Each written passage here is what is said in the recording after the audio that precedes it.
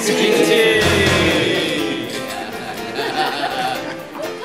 least po, ano ba nararamdaman niyo ngayon na nandito, nakabisit po tayo dito sa assembly na po? Kaya salamat po sa veterans. Hindi po dahil sa pinanganak ko sa Korea or nakipaglaban kayo ngayon sa bansa na tinitirahan ko kung saan ko pinanganak yung dalawang Koreang anak. Nagpapasalamat din po ako sa inyo about that. Pero mas malapit po sa akin yung mga veterans because of the fact na may documentary pong ginawa para sa mga veterans. Ako po yung nag-translate, pati po yung mga nasa ibang bansa. Ako po yung nag-interview. And naririnig po yung mga sinasabi nila at saka mga...